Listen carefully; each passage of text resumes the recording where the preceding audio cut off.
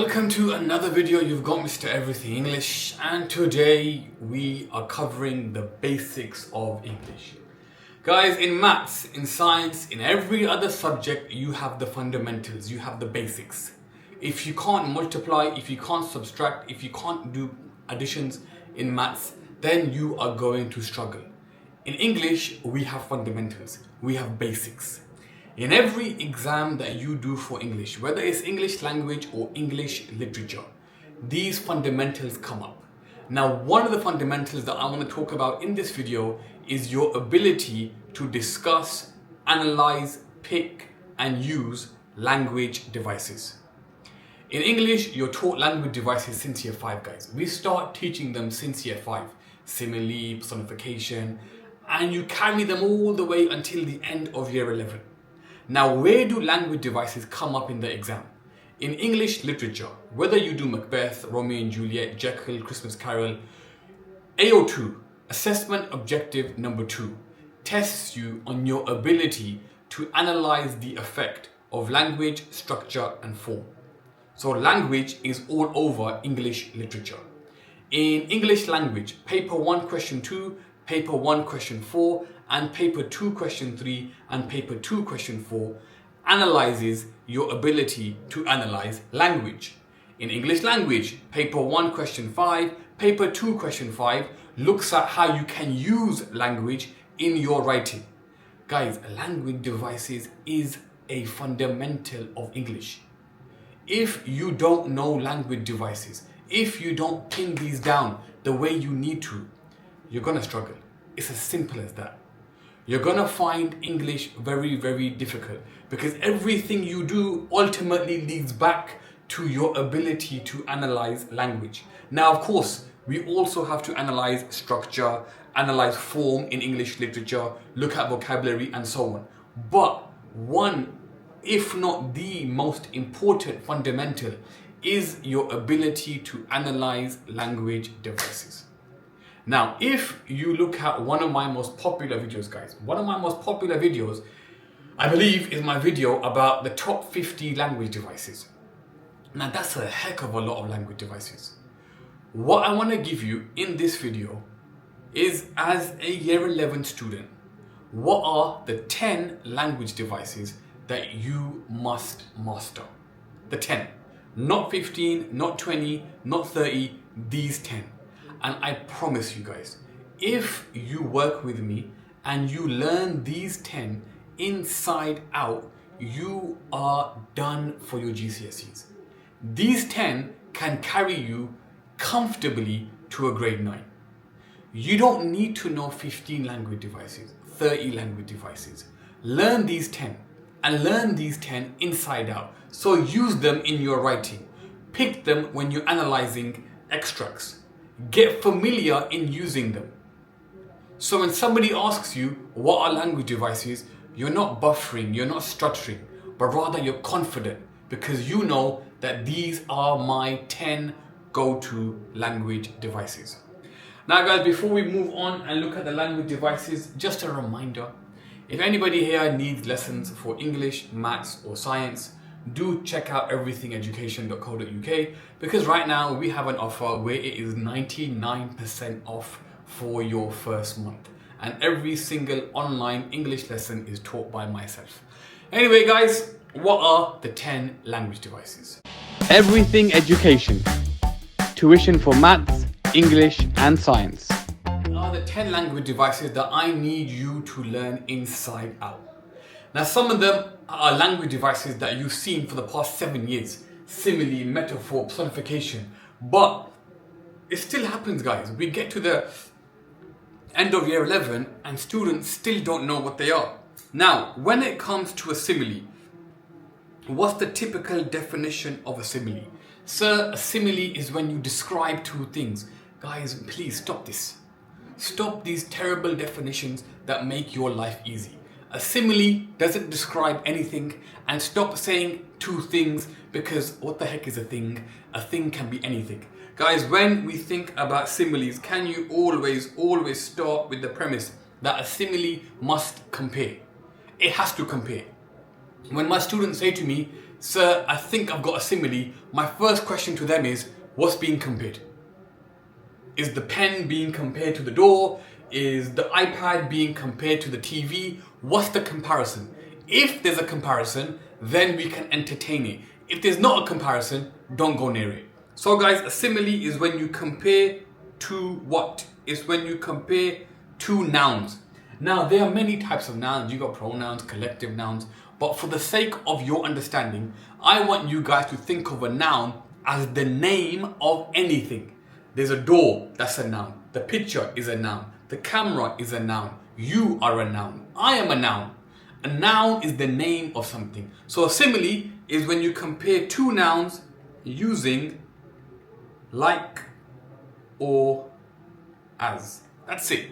That's how I want you to remember a simile. So for example, if I said that this pen in my hand is like my wand, I've compared the pen to a wand using the word like in between. Pen was my first noun, wand was my second noun, and in between I've used the word like. Now, if I said, guys, I like chicken and chips, is that simile? Because there are some year 11s who literally read an extract and they look for the word like, and when they find the word like, I've got a simile. Guys, remember, I like chicken and chips is not a simile. Because I like chicken and chips doesn't compare anything. So you must compare two nouns using like or as. What's the world's most famous simile? He, noun number one, ran like a cheetah. Noun number two. You're comparing him, whoever he is, to a cheetah. Two nouns using like in between. And that is a simile. Get that settled in your mind. Stop using terrible definitions like a simile compares two things or a simile describes two things. Stop it. Use the definition. It compares two nouns using like or as, and you're done. Now, what is a metaphor? A metaphor is a weird one. Why is it a weird one? Because a lot of year 11s think they know what a metaphor is, but they struggle. Guys, a metaphor is when you compare two nouns without like or as. It's when you compare two nouns without like or as. So previously I said, this pen is like my wand. That was my simile. If I said, this pen is my wand, that's a metaphor, because I've compared the pen to a wand, noun number one, noun number two, and I haven't used like or as. Instead, I've said the pen is a wand. If I said, John is like a devil, that is a simile. Take away the word like. John is a devil, that is a metaphor. But the premise you want to understand is that both a simile and a metaphor compare two nouns. One does it with like or as, the other one does it without. Now guys, number three, symbolism. Why have I put symbolism so high up on the list? Because guys, symbolism is super duper common. And it's a fantastic device. Why does Macbeth see a dagger and not a sword? Because the dagger is a symbol of his guilt. Why does Inspector Ghoul not come into the house wearing a Gucci suit? Why is he wearing a plain dark suit? Because the suit is a symbol of his socialist values. Symbolism is everywhere. Symbolism is everywhere. Now, what is symbolism? Symbolism, guys, is very, very easy. Symbolism is very easy. If you saw somebody walking through the door of your house holding a shotgun, what will you do? You're gonna run for your life or you're gonna batter them. Why? Because the shotgun is a symbol for death. It's a symbol for danger. If somebody came towards you with flowers, you're not gonna run or batter them. You're maybe gonna smile, because flowers are a symbol of warmth, care, somebody being nice. Symbols are everywhere. What does the big golden M symbolize? McDonald's. Symbols are literally all over society. Now, what are symbols? Symbolism is when a word or an object has a wider meaning. So for example, guys, when I started this business, Everything Education, I don't know if you guys can see it, I've got a gorilla with a graduation hat as my logo. And people ask me, sir, why did you choose that logo? Because for me, the graduation hat is a symbol of knowledge. The silverback gorilla is a symbol of power. So the messaging in my logo is knowledge is power. Hence I chose this thing over here as my logo.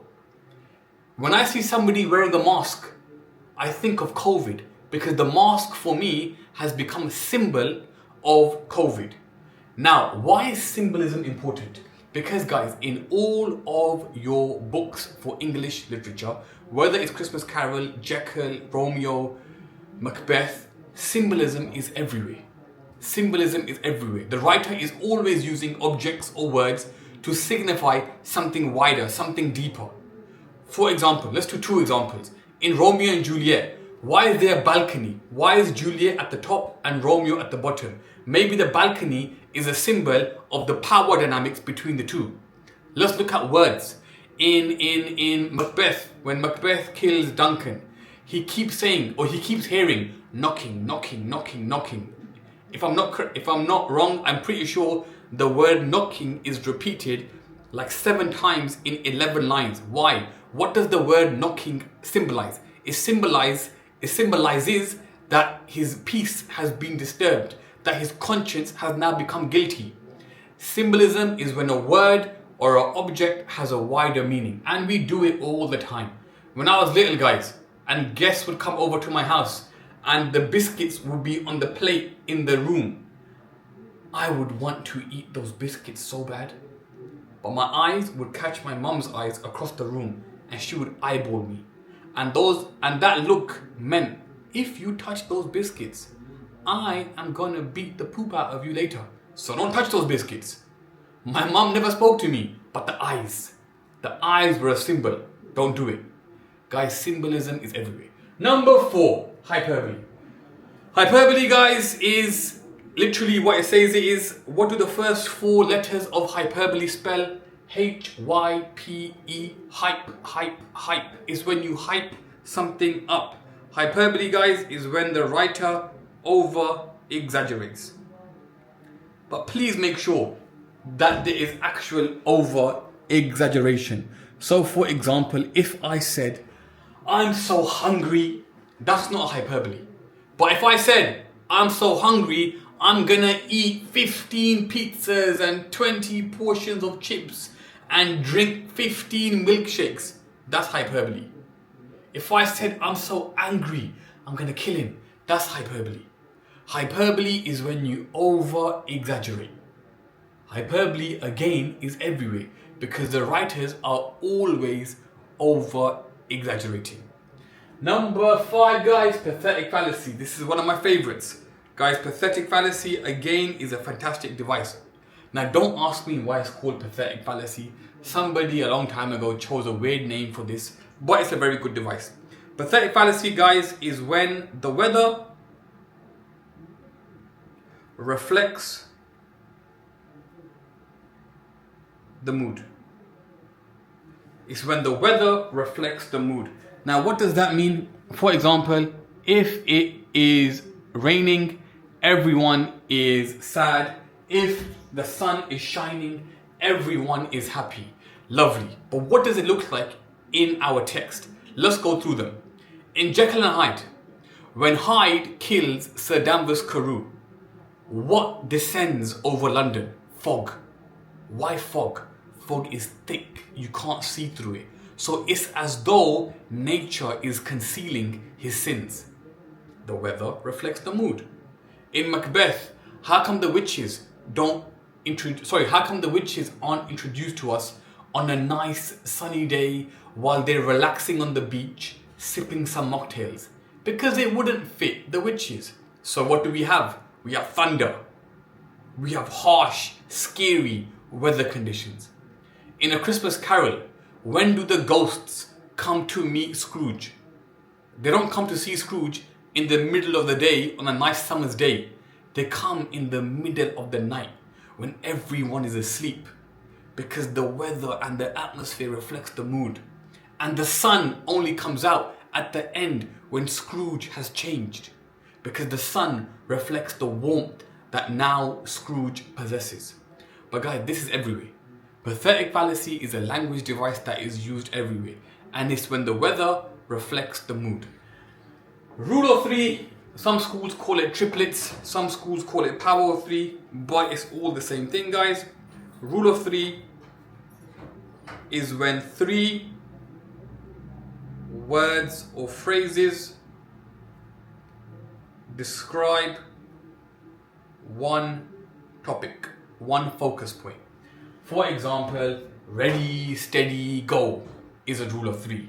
Thunder, lightning, rain is a rule of three. If I said this jumper is green with a red logo and is size medium, that is rule of three. If I said the room that I'm standing in right now has two doors, pictures on the wall and blinds on the back, that's rule of three. It's when you have three words or phrases describing one focus point. It's a nice and easy language device to use. Alright guys, onomatopoeia. Onomatopoeia is when words describe sounds. Very simple. It's when words describe sounds. Bang, boom, creak, crunch, zoom, tick-tock, tick-tock. That's literally what it is. It's when a word describes a sound. Nice and easy. Now guys, we move on to, in my opinion, two fantastic language devices, but two language devices that traditionally and historically are taught terribly. They are taught absolutely terribly. Can you all make a note of an oxymoron? What is an oxymoron by definition? An oxymoron, guys, by definition is two opposite words side by side. But can you please make a note that I want you guys to remember it as adjective plus noun. That's how I would like you guys to think of an oxymoron. It's when you have two opposite words side by side, adjective and a noun. Now, by definition, fat, skinny, black, white, tall, short, big, small are all oxymorons by definition, because they are essentially two opposite words side by side. But the problem is, how in the world are you supposed to use them in a sentence that makes sense? It's very hard to use fat, skinny in a sentence that makes sense. Tall, short, big, small, ugly, beautiful. It's very difficult to use these in a sentence. So, what's the best way in the world of using? The first thing I want you all to do is I want you to think of an adjective. So, for example, big is an adjective. The second step that I want you all to do is think of the opposite. So what's the opposite of big? The opposite of big is small. And the final step is I want you to think of an opposite noun.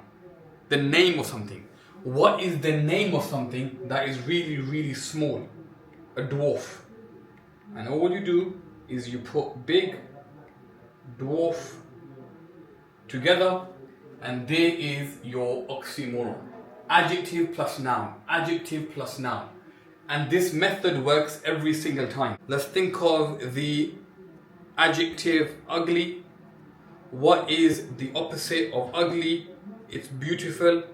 What is a noun? What is the name of something that is really, really beautiful? Maybe a princess. And then you simply put ugly princess together, and there is your oxymoron. Let's try again. Let's go for fast. What's the opposite of fast? Let's go for a snail. Not a snail. The opposite of fast is slow. What's the name of something that is really slow? A snail. You put it all together. Fast, snail, and there's your oxymoron. These oxymorons are much easier to use in writing. Always do an adjective plus a noun. An adjective plus a noun. Think of an adjective, think of the opposite adjective, think of a noun, and then put them together. Big, the opposite of big is small. What is a noun? What is the name of something that is really, really small? A dwarf. Big, dwarf, there's your oxymoron. It works every single time. Now, juxtaposition, guys. Juxtaposition, we always do it after oxymoron. Now, by definition, what is juxtaposition? By definition, juxtaposition is two opposite ideas. But the way I want you guys to think of juxtaposition is when something isn't normal. It's when something is strange. For example, if Mr. Everything English started teaching maths, that's juxtaposition because that's not what you're here for. Macbeth killing Duncan is juxtaposition because Macbeth was supposed to protect Duncan. It's when things are not normal. During COVID, human beings leaving their house once a day for exercise is juxtaposition. It's not normal. Juxtaposition, guys, is when you have two opposing ideas, two opposing views. It's when things are not normal. But how do you create juxtaposition? Guys, make a note. To create juxtaposition, all I want you to do is explain the oxymoron. I want you to explain the oxymoron. It's a lovely, beautiful way of getting the marks for juxtaposition. And can you make sure that you explain it for at least 3 to 4 lines? Because I need the teacher or the examiner to notice what you're doing. So let me give you an example. If I said, there stood the ugly princess. That sentence has an oxymoron because ugly princess is an oxymoron. There stood the ugly princess. Now let me turn the oxymoron into juxtaposition. There stood the ugly princess, sweat dripping down her face, glistening over her moustache, and making her bogies shine in the sunlight. As she smiled, the yellow of her teeth blinded my eyes. Wow, I had never seen somebody so beautiful. There's me describing how the princess is ugly and turning an oxymoron, which is two opposite words, into an idea. That is all you do to create juxtaposition. Explain your oxymoron. Alright guys, last one is a popular one, so it should be quite straightforward. Personification, guys. Now, I'm not a fan of definitions like this. It's when you give an inanimate something. Keep it simple, guys. Personification is when you give a non-human human features. So it's when you give something that isn't a human feature. Now, what is a human? You are a human, I am a human. So all you have to do when you think of personification is think about giving something that isn't us a human feature. For example, this pen. This pen is my best friend. I'm giving the pen a human feature because normally humans are the best friends of humans. If I said, the door is standing next to me. The door is standing is personification because I'm giving the door the feature of a human. If I said, the camera is watching me right now. The camera watching me is me giving the camera a human feature. And that's it. Personification is when you give something that isn't human a human feature. Now guys, these are the 10 language devices that I need you to master inside out. Don't bother trying to learn 50, 60, 20, these 10. Pin them down. So now you know what they are, now you know what they mean, and I've given you examples. Now every English language, paper 1, paper 2, question 1, 2, 3, 4 you do, get in the habit of picking them out. Every English language, question 5 you do, get in the habit of using them. When you do English literature and you're reading Macbeth or Jekyll and Hyde or Christmas Carol, when you've got your extract, look for them. You might not be able to find every single one every single time, but in your exam, you don't need to be speaking about 10 language devices. So in one extract, you might find 4 of these. In another one, you might find 6. But practice using them, because by the time you get to May next year, you will be an expert in these 10. Now these 10 are very, very, very common. So that's why I've chosen them. Second point, if you want to learn more, go for it. But don't learn more till you fully pinned and understood these 10. Because otherwise, you're going to be in a constant loop. What do I mean by that? 1 week, you'll know what a simile is. Then you'll forget what a simile is. Then you will learn it again. Then you will forget it again. And it's a constant circle. Guys, get it out of the way. Lock it off. Pin it down. And guys, these are the 10 that I promise you can guarantee a grade 9 if you learn them the way you should. Alright guys, it has been Mr. Everything English.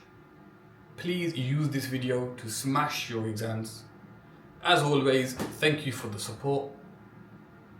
Peace.